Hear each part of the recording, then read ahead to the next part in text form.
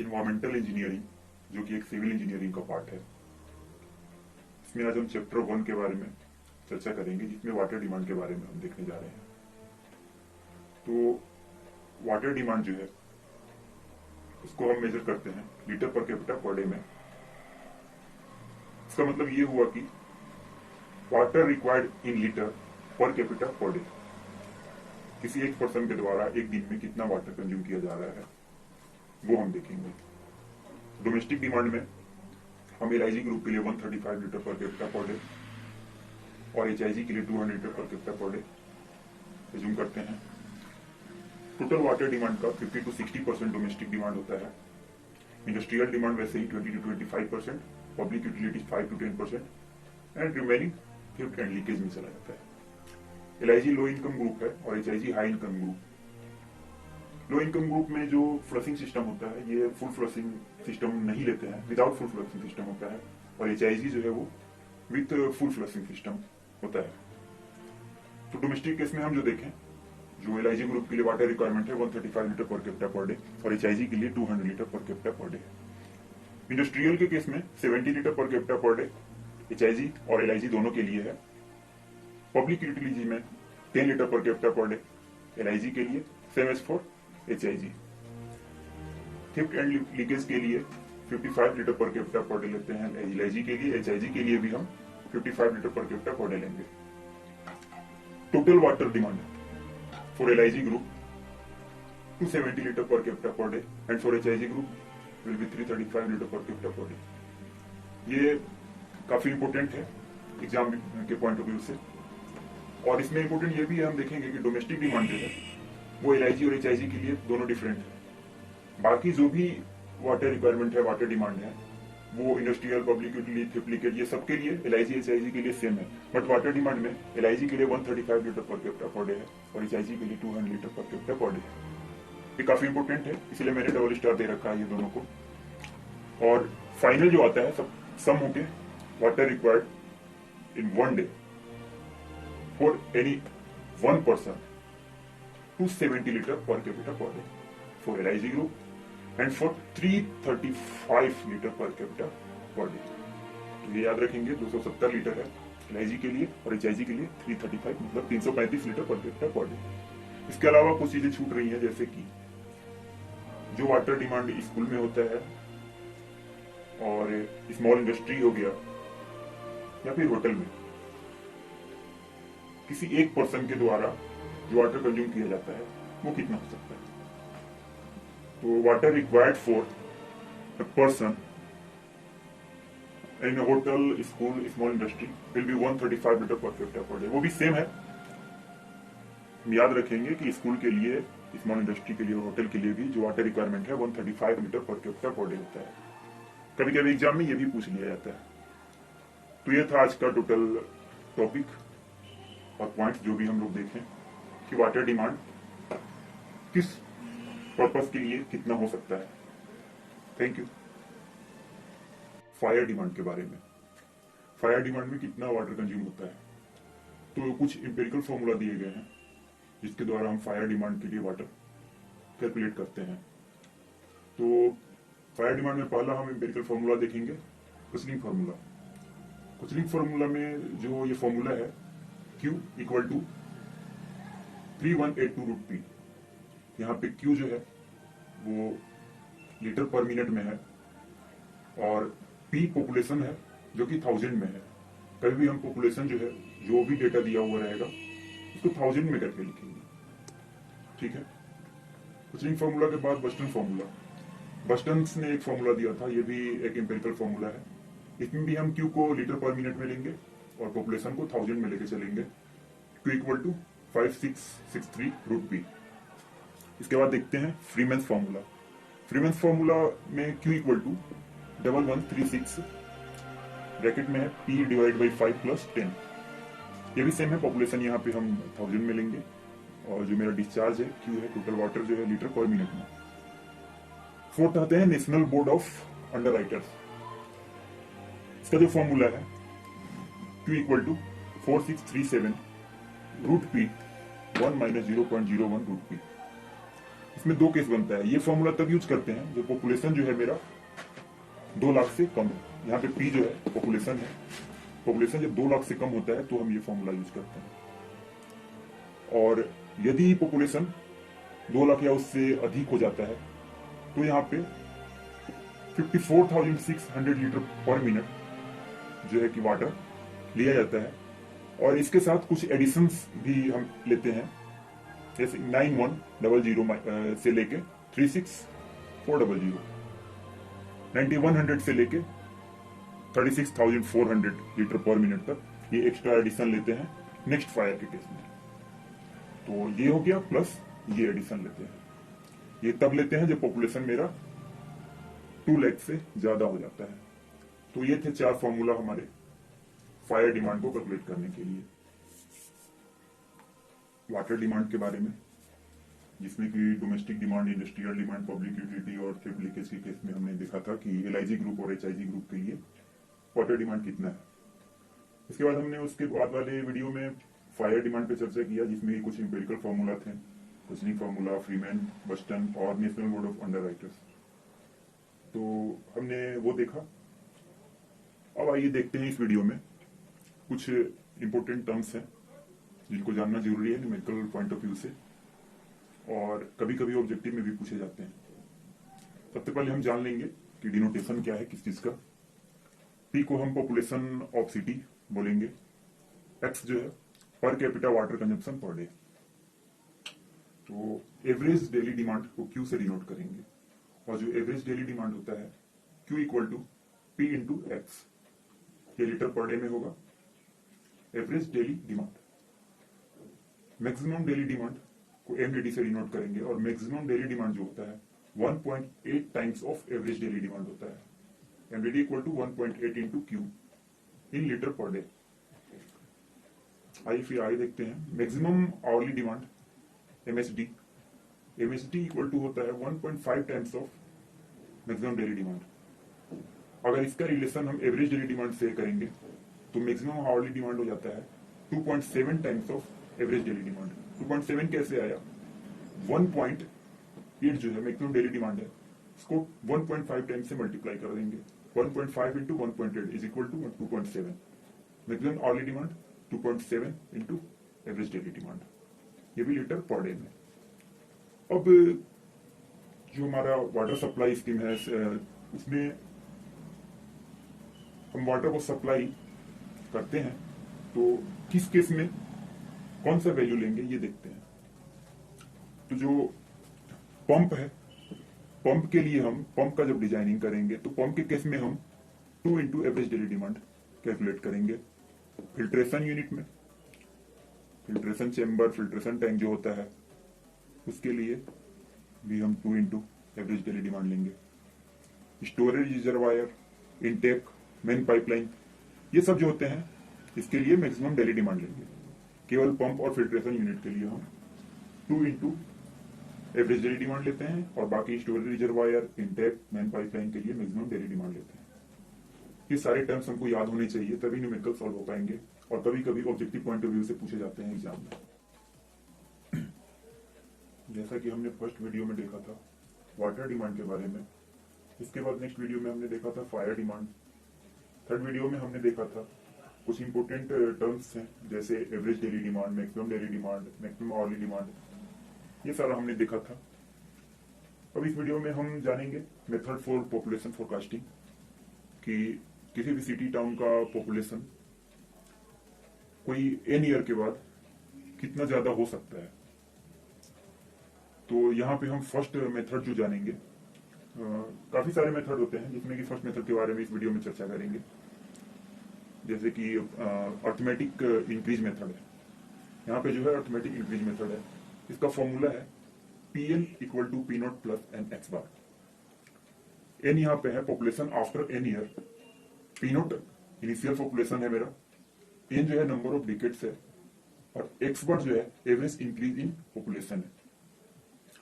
यहाँ पे number of decades जो है पर डिकेट से 10 ईयर होता है। जैसे कि बोला जाए कि डिकेट मेरा आफ्टर 2 डिकेट्स, तो 2 इंटू 10 20 ईयर, 20 ईयर बाद कितना पॉपुलेशन हो सकता है। तो ये था फॉर्मूला अब जैसे कि इससे रिलेटेड क्वेश्चन कैसे बनेंगे, तो मैंने एक छोटा सा टेबल बना रखा है जिसमें कि फर्स्ट टेबल में ईयर लिखेंगे, सेकेंड में पॉपुलेशन, और थर्ड फाइंड जो हम करेंगे एवरेज इंक्रीज इन पॉपुलेशन। मान के चलते हैं 1970 में पॉपुलेशन P1 है, 1980 में P2, 1990 में P3, 2000 में P4, तो 2020 में मेरा पॉपुलेशन क्या होगा। इस टाइप के क्वेश्चन फ्रेम होते हैं यहाँ पे। तो हम सबसे पहले एवरेज इंक्रीज इन पॉपुलेशन निकालेंगे। First X1 P2 minus P1 करेंगे, second X2 P3 minus P2 करेंगे, और third X3 P4 minus P3। इसका एवरेज ले लेंगे हम, जो भी आएगा मेरा वो x बार हो जाएगा। और ये फॉर्मूला में हम x बार को पुट करेंगे इन डिकेट्स हो गया, जैसे 2000 से 2020 20 ईयर का डिफरेंस है, 2000 से 2020 में 20 ईयर है, तो 20 year equal to 2 decades, 2 decades n equal to 2 decades लिखेंगे। और पी नोट मेरा जो भी इनिशियल पॉपुलेशन जो होगा, जो भी मेरा पॉपुलेशन फर्स्ट में जो होगा वो मैं इनिशियल पॉपुलेशन पुट करूंगा। तो मेरा फाइनल आंसर जो है population after N year calculate हो जाएगा। अच्छा, ये जो अर्थमेटिक इंक्रीज मेथड है, इसका जो फाइनल कैलकुलेशन होता है और ये इससे जो वैल्यू निकल के आती है वो लो वैल्यू देती है एज कम्पेयर टू अदर। जैसे कि अभी मैं तो अर्थमेटिक इंक्रीज मेथड बता रहा हूँ, इसके बाद मैं बताने जाऊंगा geometric increase method, incremental increase method, decrease rate of growth method, logistic curve method, ये सारे बहुत सारे मेथड्स हैं। तो जो अर्थमेटिक इंक्रीज मेथड है ये लो वैल्यू देता है, इसलिए मैंने यहाँ पे लिख रखा है गिव लो वैल्यू। और ये तब यूज किया जाता है जहां पे कि पॉपुलेशन ऑलरेडी डेवलप्ड हो चुका है। किसी भी सिटी का पॉपुलेशन ऑलरेडी डेवलप्ड है। ऑलरेडी डेवलप्ड का मतलब जो मेरा पॉपुलेशन है किसी टाइम के रिस्पेक्ट में कांस्टेंट है, तो मैं इस मेथड का यूज करूंगा। या तो क्वेश्चन में इस तरीके का पूछ सकता है del P upon del T, population जो है टाइम के रिस्पेक्ट में कांस्टेंट है, तो मुझे कौन सा फॉर्मूला यूज करना है, तो मैं ये फॉर्मूला यूज करूंगा। अदरवाइज जो भी क्वेश्चन में दिया हुआ रहेगा अर्थमेटिक इंक्रीज मेथड से बना है या फिर जियोमेट्रिक इंक्रीज मेथड से सॉल्व करना है, एनीथिंग। ठीक, पॉपुलेशन फोरकास्टिंग के लिए हमने फर्स्ट मेथड देखा था अर्थमेटिक इंक्रीज मेथड, जो कि एक हम कांस्टेंट डेवलप्ड सिटी के लिए देखते हैं, जो कि काफी लो वैल्यू देता है, और वैसा सिटी जो ऑलरेडी डेवलप हो चुका है। और सेकंड हम यहाँ पे देखेंगे जियोमेट्रिक इंक्रीज मेथड, जो कि जिसका जो वैल्यू आता है काफी हाई आता है as compare to arithmetic increase method. और ये वैसे सिटी के लिए यूज होता है जो कि पॉपुलेशन, वहां का पॉपुलेशन जो है ग्रोइंग पॉपुलेशन है, मतलब कि पॉपुलेशन टाइम के रिस्पेक्ट में कांस्टेंट नहीं है। और इसका फॉर्मूला जो है population after N year P N equal to P not bracket 1 plus R upon 100 का पावर एन। यहाँ पे भी पी एन जो है पॉपुलेशन आफ्टर एन ईयर है, पी नॉट इनिशियल पॉपुलेशन है, एन जो है नंबर ऑफ डिकेट्स है, और आर जो है assume growth rate in percentage. ठीक है, आर निकालने का मेरे पास 3 फॉर्मूला है। एक जब केवल 2 पॉपुलेशन दिया हुआ रहे, P2 हो गया एक पॉपुलेशन, एक P1 पॉपुलेशन। यहाँ पे P2 जो है P1 के कंपैरिजन में P2 जो है वो बड़ा रहेगा, P1 छोटा होगा। तो एक फॉर्मूला ये है हमारे पास, जब 2 पॉपुलेशन दिया रहे तो ये फॉर्मूला यूज करेंगे ग्रोथ रेट निकालने के लिए। सेकंड है अर्थमेटिक टर्म में हम देखेंगे एवरेज निकाल लेंगे, जो भी पॉपुलेशन का मेरा ग्रोथ रेट जो भी आएगा R1 plus R2 plus R3 plus जो भी जितने टर्म तक रहेंगे डिवाइड बाई n। थर्ड जब हम यूज करेंगे R1 into R2 into R3 1 upon n जो है नंबर ऑफ रेट्स है। एग्जाम्पल के लिए हम देख लेते हैं, जैसे समझने के लिए कोई क्वेश्चन डेटा दिया हुआ रहेगा 1970 का पॉपुलेशन P1, 1980 का P2, 1990 का पॉपुलेशन P3, 2000 का P4, और हमसे पूछेगा 2020 का पॉपुलेशन क्या है। तो यहाँ पे जो डिकेट्स आ रहे हैं 20 ईयर यानी कि 2 डिकेट्स आ रहे हैं। तो हम देखेंगे ये पॉपुलेशन जो है कैसे निकलेगा 2020 के लिए। तो सबसे पहले टेबल में नेक्स्ट हम बनाएंगे P2 माइनस P1, ये x बार मेरा आ जाएगा increase in population with respect to current population. पहले पॉपुलेशन P1 था, अभी P2 हो गया, तो कितना इंक्रीज हुआ x1 आ जाएगा। ऐसे ही x2 x3 निकाल लेंगे। इसके बाद परसेंटेज इंक्रीज इन पॉपुलेशन क्या आया, तो P2 minus P1 with respect to P1, यानी कि x1 divide by P1 into 100 कर देंगे तो मेरा परसेंटेज में आ जाएगा, ये R1 निकलेगा। सेम नेक्स्ट ऐसे ही करते चले जाएंगे, P3 minus P2 divide by P2, P4 minus P3 divide by P3, तो ये मेरा R1 R2 R3 आ जाएगा। और यही फॉर्मूले में हम ये R1 R2 R3 को इस फॉर्मूले में पुट करके R का वैल्यू निकाल लेंगे और इसके बाद फाइनल जियोमेट्रिक इंक्रीज मेथड से पॉपुलेशन फाइंड करेंगे। और ये पॉपुलेशन जो हमारा आएगा, ये जो हम अर्थमेटिक इंक्रीज मेथड से सॉल्व करते हैं, उससे ये वैल्यू काफी हाई आएगा। तो पॉपुलेशन फोरकास्टिंग में हमने फर्स्ट फॉर्मूला देखा था अर्थमेटिक इंक्रीज मेथड, इसके बाद हमने देखा जियोमेट्रिक इंक्रीज मेथड। अब हम थर्ड देखेंगे incremental increase method. Incremental increase method जो वैल्यू देता है और इंटरमीडिएट वैल्यू देता है जियोमेट्रिक इंक्रीज और अर्थमेटिक इंक्रीज के बीच का। इसमें भी जो रेट ऑफ ग्रोथ है कांस्टेंट नहीं होता है, मतलब पॉपुलेशन का जो ये टाइम के रिस्पेक्ट में ग्रोथ है वो कांस्टेंट नहीं होता है। यहाँ पे भी डिनोटेशन सेम है, बस इसमें पीएन जो है population after N year, P not initial population, N number of decades है, एक्स बार जो है इंक्रीज इन पॉपुलेशन और Y bar increase over increase in population, मतलब कि इंक्रीमेंटल इंक्रीज है। अब इसको देख लेते हैं formula, P N equal to P not plus N X bar plus N into N plus 1/2 into Y bar. और इसका भी टेबल का हम समराइज कर लेते हैं जो कि न्यूमेरिकल क्वेश्चन सॉल्व करते टाइम यूज किया जाएगा। जैसे पॉपुलेशन 2020 में पॉपुलेशन कितना होगा ये फाइंड करना रहेगा। फॉर एग्जांपल तो हम देखेंगे 1970 में पॉपुलेशन P1 है, 1980 में P2, 1990 में P3, 2000 में P4, 2020 में पॉपुलेशन क्या होगा। तो ये पॉपुलेशन का चार्ट बनाएंगे। इसके बाद नेक्स्ट कॉलम में इंक्रीज इन पॉपुलेशन एक्स बार निकालने का कोशिश करेंगे, जिसमें कि x1 निकालेंगे P2 माइनस P1, x2 निकलेगा P3 माइनस P2, x4 निकल जाएगा P4 माइनस P3, और ये सबका एवरेज निकाल लेंगे तो x बार आएगा। y बार के लिए कुछ नहीं, x2 माइनस x1 करेंगे तो y1 आ जाएगा, x3 माइनस x2 करने पे y2, और y बार के लिए y1 plus y2 divide by 2, ये y बार आ जाएगा। ये सारा वैल्यू पुट कर देंगे फॉर्मूले में, तो मेरा पॉपुलेशन आफ्टर एन ईयर आ जाएगा। पॉपुलेशन फोरकास्टिंग में हमने फर्स्ट देखा था अर्थमेटिक इंक्रीज मेथड, फिर देखा था जियोमेट्रिक इंक्रीज मेथड, इसके बाद इंक्रीमेंटल इंक्रीज मेथड, और फोर्थ जो मेथड है पॉपुलेशन फोरकास्टिंग का वो है logistic curve method. Logistic curve method में ये कुछ इस टाइप के ग्राफ हैं, जिसमें कि इस मेथड को तब यूज किया जाता है जब हमारे पास if there are 3 population data is splitted at equal interval. अगर हमारे पास 3 पॉपुलेशन डाटा दिए गए हैं और तीनों जो है इक्वल टाइम इंटरवल पे हैं, तो हम इस फॉर्मूला का यूज कर सकते हैं।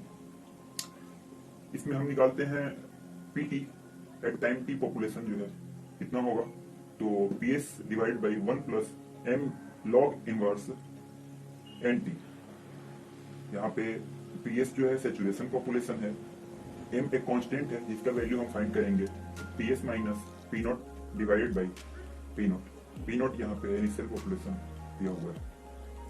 पीएस कैसे फाइंड करेंगे, तो सैचुरेशन पॉपुलेशन फाइंड करने का फॉर्मूला है 2 P not P1 P2 minus P1 का square bracket P not plus P2 divided by P not P2 minus P1 का स्क्वायर।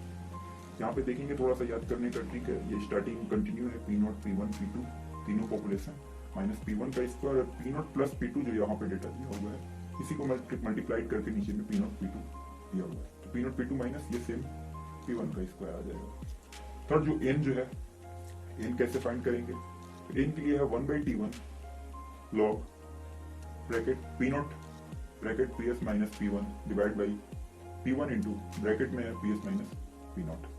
इसको भी याद करने का तरीका है, ये P नॉट बाहर में है तो P1 यहाँ अंदर है, ये P1 यहाँ पे बाहर आ गया है तो P नॉट अंदर में। थोड़ा सा ट्रिक है जिससे फॉर्मूला जल्दी याद हो सकता है। PS सेम रहेगा, अगर P नॉट बाहर लिए हैं P1 अंदर आएगा, P1 अगर बाहर ले रहे हैं तो ये P नॉट अंदर चला जाएगा। तो ये तीनों फॉर्मूला यूज करके हम इससे पॉपुलेशन आफ्टर टाइम टी निकाल सकते हैं। पॉपुलेशन फोरकास्टिंग का नेक्स्ट जो मेथड है पांचवा, वो है decrease rate of growth method. इस मेथड में population after N year Pn equal to Pn minus 1 plus R minus NR dash divide by 100, ये फॉर्मूला यूज करेंगे decrease rate of growth method निकालने के लिए। इसमें Pn वही है पॉपुलेशन आफ्टर एन ईयर जो कि हमने पीछे देखा था, R यहाँ पे है percentage increase in population, R dash है decrease in percentage increase in population. जो R आता है इसके बाद ही ये R डैश निकालते हैं टेबल में, जो कि इसका किस रेट से डिक्रीज हो रहा है पॉपुलेशन वो यहाँ पे निकल के आता है। ये सारा वैल्यू पुट करते हैं इस फॉर्मूले में तो मेरा पॉपुलेशन निकल के आ जाता है। यहाँ पे हम देखेंगे पॉपुलेशन फोरकास्टिंग के जो लास्ट दो मेथड थे, एक सिंपल ग्राफिकल मेथड है और एक कंपैरेटिव स्टडी ग्राफ मेथड है।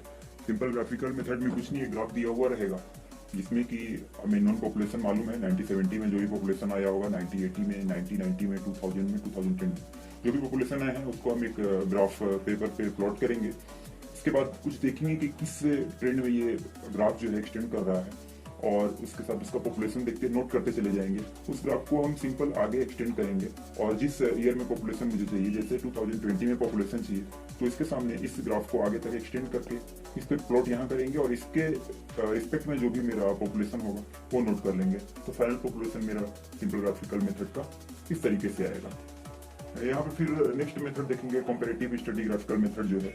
इसमें हम बहुत सारे ग्राफ्स दिए होते हैं जो कि हर पर्टिकुलर ईयर्स के पॉपुलेशन के ग्राफ्स होते हैं, जिसमें कि किस ईयर में कितने पॉपुलेशन आए हैं उनको आपस में कंपैरिजन करके एक नया ग्राफ प्लॉट करते हैं, जिससे हम पता चलता है कि ये करंट में उस जगह क्या पॉपुलेशन है या फिर नेक्स्ट आने वाले ईयर में, आने वाले डिकेड्स में क्या पॉपुलेशन होंगे। वो हम वही सारे डिफरेंट ग्राफ्स से जो कि ऑलरेडी हमारे पास होते हैं उनसे कंपेयर करके हम पॉपुलेशन कैलकुलेट करते हैं। तो ये हमारे 6 मेथड थे पॉपुलेशन फोरकास्टिंग के जो कि कंप्लीट हो चुके हैं। तो इस वीडियो में हम लोग इन्वायरमेंटल इंजीनियरिंग के चैप्टर 1 के लास्ट टॉपिक के बारे में देखने जा रहे हैं, source of water. Source of water क्या क्या हो सकते हैं। सोर्स ऑफ वाटर को हमने 2 कैटेगरी में रखा है, एक है सरफेस सोर्स और एक सब सरफेस सोर्स है।